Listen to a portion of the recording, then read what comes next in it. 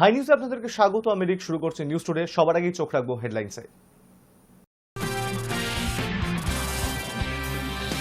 লুকিয়ে রাখা আছে 4টে ইম্প্রোভাইজড এক্সপ্লোসিভ ডিভাইস। বিস্ফোরণে উড়িয়ে দেওয়া হবে স্বাস্থ্য ভবন। উড়ো ইমেলে আতঙ্ক সল্টলেকের স্বাস্থ্য ভবনে। জাপানকে টপকে বিশ্বের চতুর্থ বৃহত্তম অর্থনীতির দেশ এখন ভারত। শিরোপা মিলতেই সোমবার লাফিয়ে উঠল শেয়ার বাজার। রেকর্ড গড়ে 25,000 পেরোল নিফটি। শিক্ষা সচিবের সঙ্গে বৈঠক করলেন আন্দোলনকারী শিক্ষকরা। তবে সরছেন না মুখ্যমন্ত্রী বা শিক্ষামন্ত্রীর সঙ্গে সাক্ষাতের দাবি থেকে। রাজ্যের পাশাপাশি দিল্লিমুখী আন্দোলনের ঘোষণা।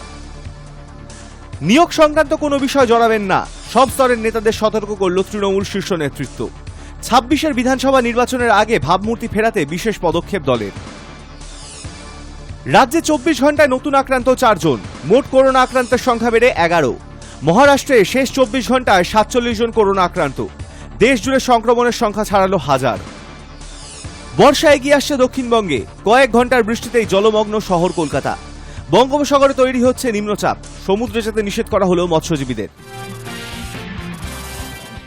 শিক্ষা সচিবের সঙ্গে চাকরিহারাদের বৈঠক। প্রায় 1.5 ঘন্টা ধরে চলল বৈঠক। আর সেই বৈঠক থেকে বেরিয়েই সাংবাদিকদের মুখোমুখি হয়ে চাকরিহারাদের দাবি, আমাদের শিক্ষামন্ত্রীর সঙ্গে দেখা হয়নি। আজকের বৈঠকে কিছুটা প্রশ্নের উত্তর পাওয়া গিয়েছে বটে, তবে বেশিরভাগ উত্তর পাওয়া যায়নি। আমাদের সঙ্গে ন্যায় হয়নি। এর পরবর্তী আন্দোলন হবে রাজ্যের পাশাপাশি দিল্লিমুখীও, এমনটাই জানালেন আন্দোলনকারীরা। পাশাপাশি কেন মুখ্যমন্ত্রী ও শিক্ষামন্ত্রী দেখা করেননি তা নিয়েও প্রশ্ন তুলেছেন আন্দোলনকারীরা। শনিবার রাজ্য সরকারকে 48 ঘন্টা সময় দিয়ে ডেডলাইন বেঁধে দিয়েছিলেন এই আন্দোলনকারীরা। সাফ জানিয়ে দিয়েছিলেন, সোমবারের মধ্যে শিক্ষামন্ত্রী কিংবা মুখ্যমন্ত্রী তাদের সঙ্গে যোগাযোগ না করলে বৃহত্তর আন্দোলনের পথে নামবেন চাকরি প্রার্থীরা।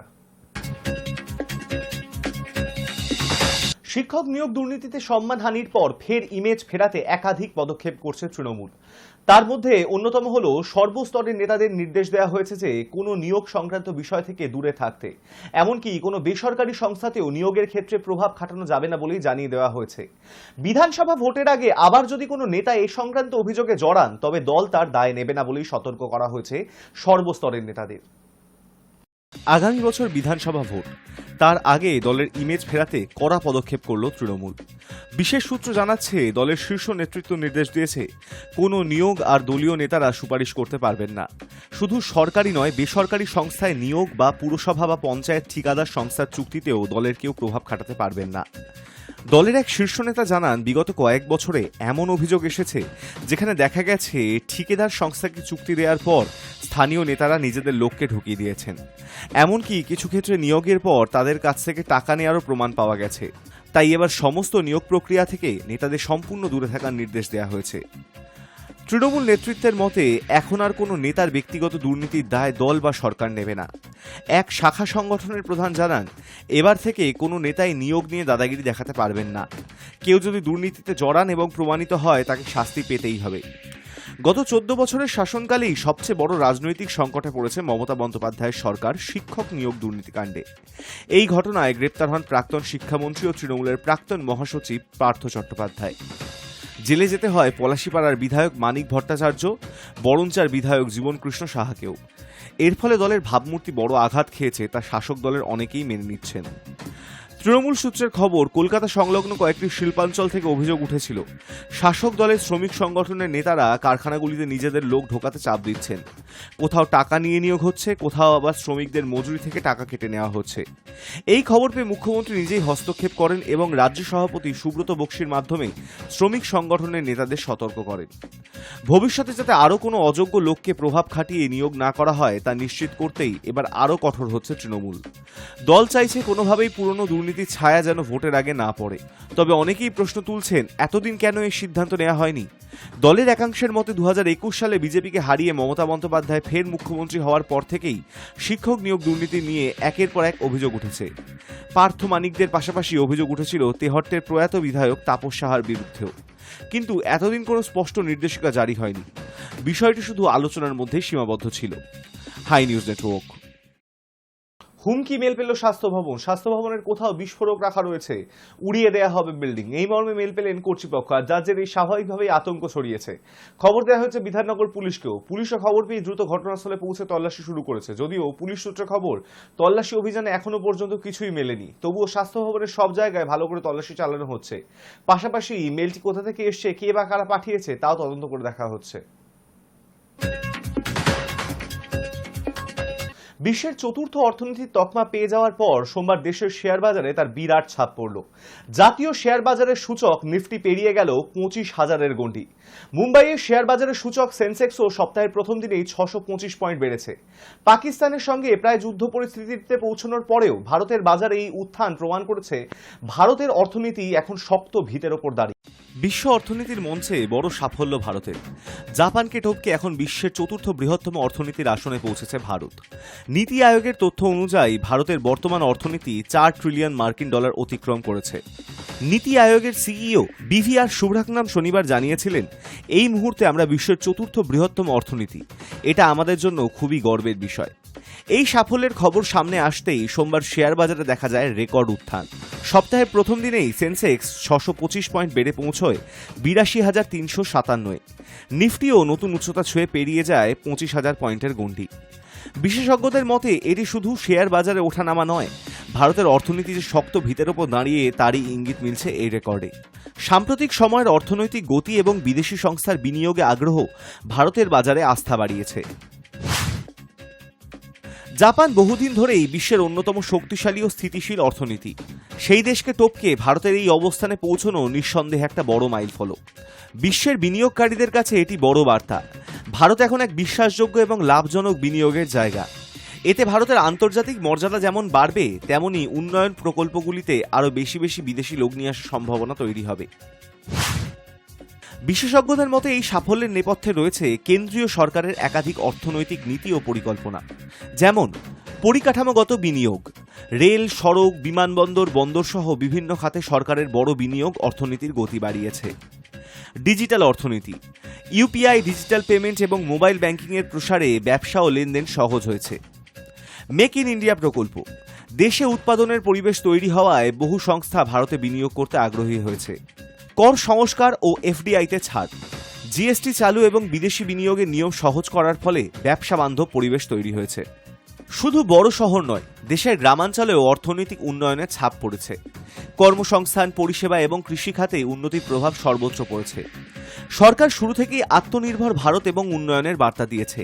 এবার সেই উন্নয়নের বাস্তব রূপ দেখতে পাচ্ছেন সাধারণ মানুষ। বিশেষজ্ঞদের মতে ভারত এখন এমন এক অবস্থানে পৌঁছেছে যেখানে তার ভবিষ্যৎ অর্থনীতি আরও শক্তিশালী হওয়ার সম্ভাবনা তৈরি হয়েছে। বিশ্বমঞ্চে ভারতের কণ্ঠস্বর এখন আরও জোরালো। এই অর্থনৈতিক উত্থান শুধু সরকারের কৃতিত্ব নয়, বরং দেশের কোটি কোটি মানুষের পরিশ্রম, প্রযুক্তি ও উদ্যোক্তার মিশ্রণে তৈরি এক নতুন ভারত, যে ভারত এখন বিশ্ব নেতৃত্বের দিকেই এগোচ্ছে। Hi news network. প্রধানমন্ত্রী নরেন্দ্র মোদী সোমবার গুজরাটের ভদোদরায় এক রোড শো করেন, যেখানে তিনি গুজরাটের বেশ কয়েকটি উন্নয়নমূলক প্রকল্পের উদ্বোধন ও ভিত্তিপ্রস্তর স্থাপন করেন। প্রধানমন্ত্রী 26শে মে এবং 27শে মে গুজরাটেই থাকবেন এবং ওই অঞ্চলের জন্য একাধিক উন্নয়নমূলক প্রকল্পের উদ্বোধন ও ভিত্তিপ্রস্তর স্থাপন করবেন।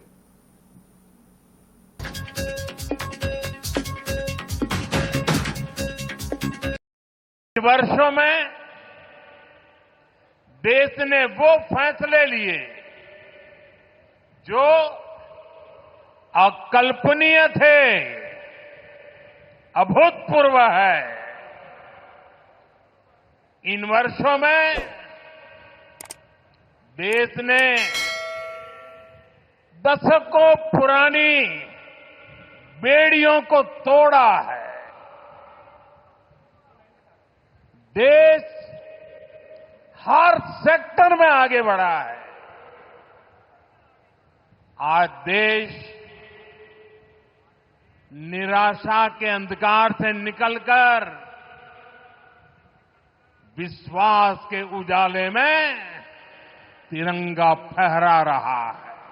आज हम 140 करोड़ भारतीय मिलकर अपने देश को विकसित भारत बनाने के लिए जी जान से जुटे हैं। देश की तरक्की के लिए जो कुछ भी चाहिए वो हम भारत में ही बनाएं, ये आज के समय की मांग है। भारत आज तेज गति से मैन्युफैक्चरिंग की दुनिया में आगे बढ़ रहा है। देश की जरूरत के सामान का निर्माण हो या फिर दुनिया के अलग अलग देशों में हमारे देश के बनी हुई चीजों का एक्सपोर्ट, ये सारा लगातार बढ़ रहा है। आज हम स्मार्टफोन से लेकर गाड़ियां, खिलौने, सेना के अस्त्र शस्त्र, दवाएं, ऐसा बहुत सारा सामान दुनिया के देशों में निर्यात कर रहे हैं। इतना ही नहीं, आज भारत रेल, मेट्रो और इसके लिए जरूरी टेक्नोलॉजी खुद बनाता भी है और दुनिया में एक्सपोर्ट भी करता है। और हमारा ये दाहोद इसका जीता जागता प्रमाण है। মালদহে ফের শুট আউট, লিচু বাগান থেকে রক্তাক্ত অবস্থায় গুলিবিদ্ধ যুবক উদ্ধার। কালিয়াচক থানার মোজরামপুর এলাকার ঘটনা। রাতের অন্ধকারে মালদায় ফের শুট আউট। কালিয়াচকের লিচু বাগান থেকে রক্তাক্ত অবস্থায় যুবককে উদ্ধার করলেন স্থানীয়রা। আশঙ্কাজনক অবস্থায় তাকে মালদা মেডিকেল কলেজ ও হাসপাতালে ভর্তি করানো হয়েছে। মোজরামপুর এলাকায় এই ঘটনায় চাঞ্চল্য ছড়িয়েছে। জানা গিয়েছে আক্রান্ত যুবকের নাম করিম খান। রবিবার রাত 10টা নাগাদ বাড়ির কাছে লিচু বাগানে কাজ করছিলেন তিনি। আর এমন সময় আচমকাই কেউ বা কারা এসে তাকে গুলি করে চম্পট দেয়। অনেকক্ষণ ধরে করিম বাড়িতে না আসায় খোঁজ খবর শুরু করেন পরিবারের সদস্যরা। পরে জানা যায় দুষ্কৃতীরা গুলি করেছে তাকে। তারপরই তড়িঘড়ি পরিবারের লোকজন লিচু বাগানে গিয়ে দেখতে পান রক্তাক্ত অবস্থায় পড়ে রয়েছেন করিম। দ্রুত তাকে উদ্ধার করে মালদা মেডিকেল কলেজ ও হাসপাতালে নিয়ে যাওয়া হয়। কে বা কারা গুলি করল তা এখনো জানা যায়নি। পরিবারের লোকজনরাও অন্ধকারে। তারা জানিয়েছেন কারোর সঙ্গে করিমের শত্রুতা ছিল না। দুষ্কৃতীদের খুঁজে বের করতে ঘটনার তদন্ত শুরু করেছে পুলিশ। এলাকাবাসীদের বক্তব্য, সম্প্রতি কালিয়াচকে নতুন করে আবার উত্তেজনার পরিবেশ তৈরি হয়েছে। কয়েকদিন আগেই রাতে এক তৃণমূল নেতাকে তাড়া করে গুলি করে খুন করে দুষ্কৃতীরা। মনে করা হচ্ছে কর্মীর উপর হামলাও সেই রকমই ঘটনা। High news. করোনা রাজ্যে নতুন করে 4 জন করোনায় আক্রান্ত বলে খবর। এই নিয়ে মোট 11 জন করোনায় আক্রান্ত রাজ্যে। 4 রাজ্যে জারি হাই অ্যালার্ট। যদিও আতঙ্কিত না হয়ে সাবধানতা অবলম্বনের কথা বলছেন চিকিৎসকেরা। Mask, sanitiser, quarantine. 2019 সালের শেষ দিক থেকে এই শব্দগুলির সঙ্গে অভ্যস্ত প্রায় সকলেই। কারণ সেই সময় চীন থেকে ছড়িয়ে পড়ে মারণ করোনা ভাইরাস। সেই দুঃসহ পরিস্থিতি কাটিয়ে স্বাভাবিক ছন্দে ফিরেছিল গোটা দেশ। কিন্তু বছর 5 পর ফের দেশ জুড়ে শুরু হয়েছে করোনার বাড়বাড়ন্ত। মহারাষ্ট্র, ঝাড়খণ্ড, রাজস্থান এবং কর্ণাটকের মতো রাজ্যে ইতিমধ্যেই হাই অ্যালার্ট জারি করা হয়েছে। সম্প্রতি বাংলার মগরাহাটে মিলেছে আক্রান্তের হদিশ। রবিবার রাজ্যে আরও বেশ কয়েকজন কোভিড আক্রান্তের হদিশও পাওয়া গিয়েছে। কোথায় কোথায় বাড়বাড়ন্ত করোনার? মহারাষ্ট্রের জনস্বাস্থ্য দপ্তরের বুলেটিন অনুযায়ী 25শে মে 2025 এ রাজ্যে 43টি নতুন কোভিড পজিটিভ কেস ধরা পড়েছে, যার মধ্যে 35টি কেস মুম্বাই শহরের। জানুয়ারি 2025 থেকে এখনো পর্যন্ত মহারাষ্ট্রে 478টি করোনা পজিটিভ কেস রেকর্ড হয়েছে। তার মধ্যে 300 জন সুস্থ হয়ে উঠেছেন। বর্তমানে 209 জন রোগী সক্রিয়। স্বাস্থ্য দপ্তর জানিয়েছে আতঙ্কের কিছু নেই। লক্ষণ দেখলেই চিকিৎসা শুরু করার পরামর্শ দেওয়া হয়েছে। রাজস্থানে আজ 3টি নতুন করোনার কেসও ধরা পড়েছে। জানুয়ারি 2025 থেকে রাজ্যে মোট 15 জন আক্রান্ত হয়েছেন। এখনো পর্যন্ত কোনো মৃত্যুর খবর নেই। স্বাস্থ্য দপ্তরের রিপোর্টে বলা হয়েছে বেশিরভাগ রোগীর অবস্থা স্থিতিশীল। ঝাড়খণ্ডের রাজধানী রাঁচিতেও একজন কোভিড আক্রান্তের খোঁজ পাওয়া গিয়েছে। কি কি ব্যবস্থা নিতে বলা হচ্ছে? রাজ্যগুলির স্বাস্থ্য দপ্তর সাধারণ মানুষকে ভিড়ের মধ্যে মাস্ক পরা, হাত ধোয়া এবং সামাজিক দূরত্ব বজায় রাখার সুপারিশ করছে। যদিও সরকারের তরফে জানানো হয়েছে আতঙ্কিত হওয়ার কিছু নেই, তবে সতর্কতা অবলম্বন করতে হবে। পশ্চিমবঙ্গের স্বাধীন দায়িত্বপ্রাপ্ত স্বাস্থ্য প্রতিমন্ত্রী চন্দ্রিমা ভট্টাচার্য সাফ জানিয়েছেন চিন্তার কোনো কারণ নেই, সব দিকেই নজর রাখা হচ্ছে। High news network. ভ্লাদিমির পুতিনের ওপর আর ভরসা করতে পারছেন না ডোনাল্ড ট্রাম্প। শনিবার রাতে ইউক্রেনে এক নাগাড়ে ক্ষেপণাস্ত্র এবং ড্রোন হামলা চালানোয় রুশ প্রেসিডেন্টের ওপর চটেছেন তিনি। বলেছেন বদ্ধ উন্মাদ হয়ে গিয়েছেন পুতিন। ইউক্রেনে এক নাগাড়ে হামলা চালানোয় রুশ প্রেসিডেন্টের উপর চটেছেন মার্কিন প্রেসিডেন্ট। বলেছেন বদ্ধ উন্মাদ হয়ে গিয়েছেন পুতিন, বিনা কারণে বহু মানুষকে মারছেন। খানিক হুঁশিয়ারি সুরে তিনি বলেছেন উনি যদি পুরো ইউক্রেন পেতে চান তাহলে তার রাশিয়ার পতনের কারণ হবে। ট্রাম্প দ্বিতীয়বার হোয়াইট হাউসে প্রবেশ করার পর রাশিয়া এবং ইউক্রেনকে নিয়ে আমেরিকার অবস্থান ক্রমশ বদলাচ্ছিল। জো বাইডেনের আমলে ওয়াশিংটন যে পুতিন বিরোধী অবস্থান নিয়ে চলছিল তা থেকে অনেকটাই সরে আসেন ট্রাম্প। বরং ডেমোক্র্যাট আমলের মতো নিঃশর্তে সামরিক সাহায্য যে মিলবে না, ইউক্রেনের প্রেসিডেন্ট জেলেন্সকিকে তা স্পষ্ট ভাষায় জানিয়ে দেন ট্রাম্প। এহেন পরিস্থিতিতে পুতিনকে ট্রাম্পের তোপদাগা তাৎপর্যপূর্ণ বলেই মনে করা হচ্ছে। 2022 সালের 24শে ফেব্রুয়ারি থেকে ইউক্রেন এবং রাশিয়ার মধ্যে যুদ্ধ শুরু হয়। 3 বছর পরে গত সপ্তাহে প্রথমবার কোনো মধ্যস্থতাকারী ছাড়াই মুখোমুখি আলোচনায় বসেছিল দুপক্ষ।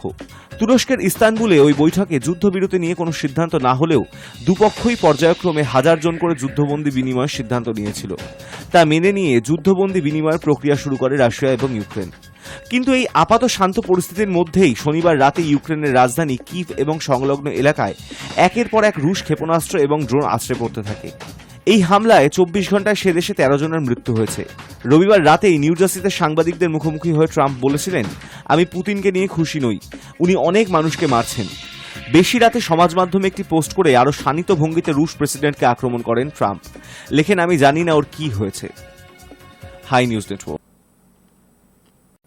গাজায় ইসরায়েলি হামলায় নতুন করে মৃত্যু হলো একাধিক শিশুসহ 46 জনের। সোমবার ইসরায়েলের বিমান হামলায় গাজায় 46 জন নিহত এবং 55 জনেরও বেশি মানুষ আহত হয়েছেন। এর মধ্যে 31 জনের মৃত্যু হয়েছে একটি স্কুলে তৈরি করা অস্থায়ী আশ্রয় কেন্দ্রে। গাজার স্থানীয় স্বাস্থ্য দপ্তর সূত্রে খবর, গাজা শহরের দারাজ এলাকার এক স্কুলে অস্থায়ী আশ্রয় শিবির তৈরি করা হয়েছিল। রবিবার গভীর রাতে সেখানে হামলা চালায় ইসরায়েল। সে সময় ঘুমিয়েছিলেন সকলে। মৃত্যু হয় 31 জনের। শুধু তাই নয়, ওই হামলায় 55 জনের বেশি মানুষ আহত হয়েছেন বলে জানিয়েছে স্বাস্থ্য মন্ত্রকের জরুরি পরিষেবার প্রধান ফাহিমি আওয়াদ। তিনি জানিয়েছেন নিহতদের মধ্যে এক বাবা এবং তার 5 সন্তানও রয়েছেন। তবে হামলার সপক্ষে ইসরায়েলি সেনার যুক্তি, ওই স্কুল থেকে নাশকতার ছক কষা হচ্ছিল, তাই গোপন সূত্রে পাওয়া খবরের ভিত্তিতে স্কুল লক্ষ্য করে হামলা চালানো হয়। ফাহমির কথায় স্কুলে পরপর 3 বার হামলা চালানো হয়েছিল। সে সময় সব মানুষ ঘুমিয়েছিলেন। আগুন লেগে তাদের জিনিসপত্রও পুড়ে যায়। ওই ঘটনার একটি ভিডিও সমাজ মাধ্যমে ছড়িয়ে পড়েছে। তাতেই দেখা গিয়েছে আগুন নেভানোর এবং পুড়ে যাওয়া জিনিসপত্রের ধ্বংসাবশেষ উদ্ধারের জন্য ছোটাছুটি করছেন উদ্ধারকারীরা। অন্যদিকে গাজার শিফা হাসপাতাল জানিয়েছে, রবিবার রাতে একটি বাড়িতে হামলার ঘটনায় একই পরিবারের 15 জন সদস্যের মৃত্যু হয়েছে, যাদের মধ্যে 5 মহিলা এবং 2 শিশু রয়েছে। রবিবারই গাজায় ইসরায়েলি হামলায় নতুন করে 23 জন প্যালেস্তাইনির মৃত্যু হয়েছে বলে দাবি করেছিল স্থানীয় স্বাস্থ্য দপ্তর। মৃতদের মধ্যে ছিলেন সাংবাদিক এবং উদ্ধারকারী দলের এক ঊর্ধ্বতন কর্তাও। রবিবার গাজার দক্ষিণে খান ইউনুস, উত্তরে জাবালিয়া এবং মধ্য গাজার নুসেইরাতে হামলা চালায় ইসরায়েলি সেনা। স্থানীয় সংবাদ মাধ্যম সূত্রে খবর, জাবালিয়াতে বিমান হামলায় মৃত্যু হয় স্থানীয় সাংবাদিক হাসান মাজদি আবুর। 2023 সালে শুরু হওয়া রক্তক্ষয়ী যুদ্ধের পর থেকে এই নিয়ে 200 জন সাংবাদিকের মৃত্যু হলো গাজায়। যদিও রবিবারের হামলা নিয়ে এখনো পর্যন্ত ইসরায়েলের তরফে সরকারিভাবে কিছু জানানো হয়নি। High news network. অন্তর্দ্বন্দ্বে জর্জরিত বাংলাদেশ। ইউনূসের নেতৃত্বাধীন অন্তর্বর্তী সরকারের নীতিগুলি নিয়ে অসন্তোষ নাগরিক সমাজ এবং বাণিজ্যিক মহল থেকে শুরু হয়েছে বিক্ষোভ। ঢাকা শহরে বাড়তে শুরু করেছে অশান্তির আঁচ। চূড়ান্ত অরাজকতার আশঙ্কা করছে প্রশাসনের তরফে। অন্যদিকে পদত্যাগের পরিস্থিতি কাটিয়ে উঠতে ফের সব দলের সঙ্গে বৈঠক করে সমর্থন আদায়ের রাস্তায় হাঁটেন ইউনূস। সরকারি কর্মচারীরা লাগাতার 2 দিন ধরে বাংলাদেশের সচিবালয়ের সামনে বিরোধ প্রদর্শন করছে। প্রস্তাবিত সরকারি সেবা অধ্যাদেশের 2025-এর আইনের বিরুদ্ধে এই বিক্ষোভ চলছে। এই প্রস্তাবিত আইন ফিরিয়ে নেওয়ার দাবি জানাচ্ছে সরকারি কর্মচারীরা। এই আইন প্রবর্তন হলে যে কোনো মুহূর্তে সরকারি কর্মচারীদের কড়া শাস্তি এবং কাজ থেকে বরখাস্ত করা প্রশাসনের কাছে অতি সহজ হয়ে দাঁড়াবে। চুক্তিভিত্তিক কর্মচারীরাও গত 2 দিন ধরে কাজ বন্ধ করে দিয়েছে। রাষ্ট্রীয় রাজস্ব বোর্ড অন্য একটি আইন তুলে নেওয়ার দাবিতে বিক্ষোভ দেখাচ্ছে। অনির্দিষ্টকালের জন্য কর্মবিরতি ডাকা হয়েছে সোমবার থেকে। অনির্দিষ্টকালের জন্য পঠন পাঠন বন্ধ করে দেওয়ারও হুঁশিয়ারি দিয়েছে প্রাথমিক স্কুলের শিক্ষকরা। তাদের রয়েছে 3টি দাবি। 11 নম্বর গ্রেড অনুযায়ী বেতন না পেলে কাজ করবে না বলে সাফ জানিয়ে দিয়েছে শিক্ষকরা। ফলে সব দিক থেকেই কোপে পড়েছে ইউনূস সরকার। বাংলাদেশে বর্তমানে গৃহযুদ্ধের মতো পরিস্থিতি চলে এসেছে। প্রেস সচিব শফিকুল আলম ইউনূসের বক্তব্য তুলে ধরে বলেন, দেশের ভিতরে এবং বাইরে যুদ্ধের পরিস্থিতি তৈরি হচ্ছে। আমরা এগোতে পারছি না, সব নষ্ট হয়ে গিয়েছে এবং ফের গোলামি করার মতো পরিস্থিতির দিকে দেশকে ঠেলে দেওয়া হচ্ছে। যখন থেকে আওয়ামী লীগের গতিবিধির ওপরে নিষেধাজ্ঞা জারি করা হয়েছে, তখন থেকেই দেশকে অস্থির করে তোলার প্রয়াস শুরু হয়েছে। এই অধঃপতন থেকে বাঁচতে হবে আমাদের। নির্বাচনের জন্য আরো 6 মাসের সময়সীমা চেয়ে নিয়েছে মোহাম্মদ ইউনূস। চলতি বছরের ডিসেম্বর থেকে আগামী বছরের জুন মাসের মধ্যে নির্বাচন করা হবে। প্রথমে যদিও 25শে ডিসেম্বরের মধ্যেই নির্বাচন করার কথা বলেছিলেন তিনি। আগামী বছরে 30শে জুনের পর তিনি নিজের পদে আর থাকবেন না বলেও সাফ জানিয়ে দিয়েছিলেন ইউনূস। তার আগেই নির্বাচন সম্পন্ন হবে বাংলাদেশে, এও প্রতিশ্রুতি দিয়েছিলেন তিনি। কিন্তু অন্যদিকে সেনা প্রধান ও বিএনপির ডিসেম্বরের মধ্যে ভোটের দাবিতে চাপ তৈরির পর গত সপ্তাহে ঘনিষ্ঠ মহলে পদত্যাগের ইচ্ছা প্রকাশ করেছিলেন ইউনূস সরকার। পরিস্থিতি কাটিয়ে উঠতে ফের দলের সঙ্গে বৈঠক করে সমর্থন আদায়ের রাস্তায় হাঁটেন ইউনূস। রবিবার 20টি দলের সঙ্গে ইউনূস সরকার ভারতের বিরুদ্ধে সুর চড়ান। যদিও সরকারের তরফে কেউ বাইরে বেরিয়ে কোনো বিষয়ে মুখ খোলেননি, তবে ওয়াকিবহল মহলের মতে ভারতের ষড়যন্ত্র এবং শেখ হাসিনা ও তার দলের প্রত্যাবর্তনের ভয় দেখিয়ে ইউনূস আসলে বাকি দলগুলিকে পাশে পাওয়ার চেষ্টা করছে। এ যাত্রায় তিনি খানিক সফল হয়েছে বলেই মনে করা হচ্ছে। High news network. সপ্তাহভর ঝড় বৃষ্টির সম্ভাবনা কলকাতা সহ দক্ষিণবঙ্গে, এমনটাই জানিয়ে দিল আলিপুর আবহাওয়া দপ্তর। সপ্তাহ জুড়েই উত্তাল থাকবে সমুদ্র। আপাতত মৎস্যজীবীদের জন্য জারি হয়েছে সতর্কতা। সপ্তাহ জুড়ে দক্ষিণ উত্তরবঙ্গের জেলাগুলিতে বিক্ষিপ্তভাবে ঝড় বৃষ্টি হবে বলেই জানিয়েছে হাওয়া অফিস। আলিপুর জানিয়েছে, আপাতত মধ্য পশ্চিম বঙ্গোপসাগর এবং সংলগ্ন উত্তর বঙ্গোপসাগরে রয়েছে দক্ষিণ পশ্চিম মৌসুমী বায়ু। প্রবেশ করেছে মিজোরাম, মণিপুর এবং নাগাল্যান্ডের স্থলভাগে। আগামী 3 দিন দক্ষিণ পশ্চিম মৌসুমী বায়ুর বঙ্গোপসাগর এবং উত্তর পূর্বের রাজ্যগুলিতে আরও বেশ কিছুটা এগোবে। তাছাড়া আগামী 27শে মের মধ্যে বঙ্গোপসাগরে একটি নিম্নচাপ তৈরি হওয়ার সম্ভাবনা রয়েছে, যার জেরে বুধবার থেকে সমুদ্র উত্তাল থাকতে পারে। আপাতত 3 দিন মৎস্যজীবীদের পশ্চিমবঙ্গ এবং উড়িষ্যার উপকূলে যেতে নিষেধ করা হয়েছে।